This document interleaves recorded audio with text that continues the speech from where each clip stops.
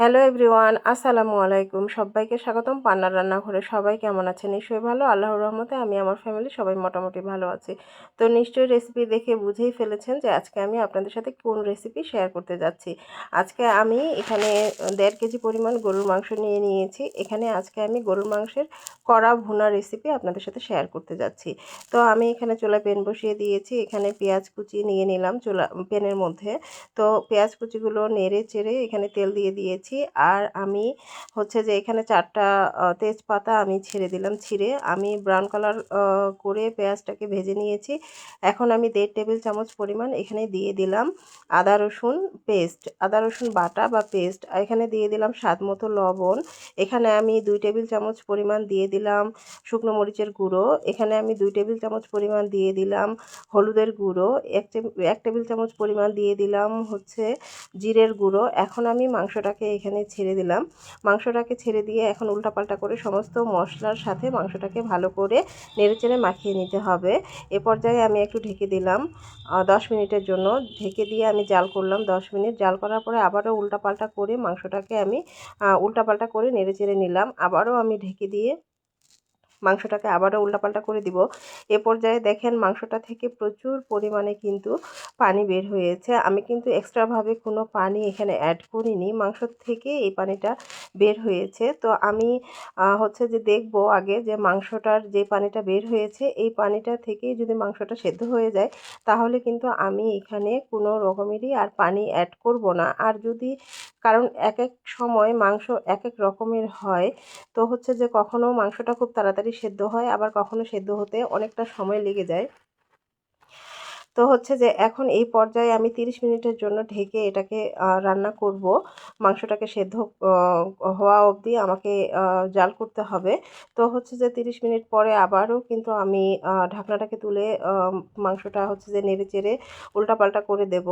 তো হচ্ছে যে মাংসটা থেকে অনেক পরিমাণের পানি বের হয়েছে। আমার মনে হয় এই পানিটা থেকেই মাংসটা সেদ্ধ হয়েই যাবে।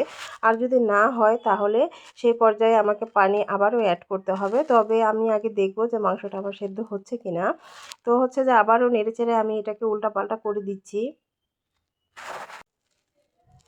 তো আমার মাংসটা থেকে পানিটা একেবারেই আমি শুকিয়ে নিলাম। শুকিয়ে নেওয়াতে মাংসটার কালারটা আমার এই পর্যায়ে এসেছে। দেখেন কি সুন্দর একটা কালার হয়ে এসেছে। তো মাংসটা কিন্তু কষানো এখনও হয়নি। মাংসটাকে আরও কিছুক্ষণ ধরে আমাকে কষাতে হবে। তবে মাংসর কালারটা এখন যে পর্যায়ে এসেছে এই পর্যায়ে কিন্তু মাংসটা খেতে স্বাদ লাগবে, সেটা কিন্তু কালারটা দেখেই বোঝা যাচ্ছে, তাই না? তবে হচ্ছে যে মাংসটা আরও কিছুক্ষণ, যেহেতু আমি এটা কড়া ভুনা করব, আরও কিছুক্ষণ আমি মাংসটাকে জাল করব। এ পর্যায়ে 1 টেবিল চামচ আমি দিয়ে দিলাম হচ্ছে গরম মশলার গুঁড়ো। 1 টেবিল চামচ গরম মশলার গুঁড়ো দিয়ে আমি এটাকে আবারও হচ্ছে যে ভালোভাবে উল্টাপাল্টা করে নেড়ে আবারও হচ্ছে যে একটু কিছুক্ষণ ধরে আবারও কষিয়ে নেব, যেন মশলার হচ্ছে যে গন্ধটা প্রত্যেকটা মাংসের সাথে ভালোভাবেই হচ্ছে যে মিশে যায়। এই গরম মশলার গুঁড়োটাই কিন্তু হচ্ছে যে আসলে গরুর মাংসের মেন হচ্ছে যে উপকরণ আমি মনে করি। সবগুলোই হচ্ছে যে মেন উপকরণ, তবে গরম মশলা ছাড়া তো আসলে গরুর মাংস ভাবাই যায় না। যাই হোক, আমি হচ্ছে যে গরম মশলার গুঁড়োটা দেওয়ার পরে আমি উল্টোপাল্টা করে ভালোভাবে আবারও হচ্ছে যে কষিয়ে নিচ্ছি। গরুর মাংস আর হাঁসের মাংস এটা যতবার হচ্ছে যে মানে যতক্ষণ ধরে কষাবেন ততই আসলে এটা খেতে ভালো লাগবে। যতই জাল হয় ততই আসলে খেতে ভালো লাগে। তো আমি হচ্ছে যে এটা ভালোভাবে আবারও উল্টাপাল্টা করে হচ্ছে যে কষিয়ে নিচ্ছি। মাশাআল্লাহ, কালারটা কিন্তু দেখতে দারুণ হয়েছে। দেখেন তো। তো এতক্ষণ ধরে যে বন্ধুরা আমার সাথে আছেন সবার কাছেই অনুরোধ রইল অবশ্যই লাইক ডান করে দেবেন।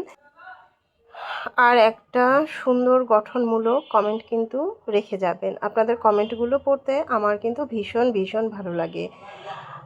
আর যেই বন্ধুরা আজকে নতুন আমার পরিবারে এসেছেন অবশ্যই অবশ্যই সম্পূর্ণ ভিডিওটা ওয়াচ করবেন। আর ভিডিওটা কেমন লাগলো অবশ্যই অবশ্যই আমাকে জানাবেন। আর সেই কমেন্ট ধরেই আমি আপনার পরিবারে পৌঁছে যাব। সাবস্ক্রাইব করতে একেবারেই ভুলবেন না, নোটিফিকেশনটা অন করে রাখবেন।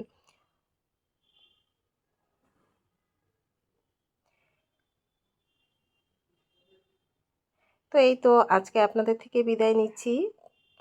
আল্লাহ হাফেজ সবাইকে। আসসালামু আলাইকুম। সবাই ভালো থাকবেন, সুস্থ থাকবেন।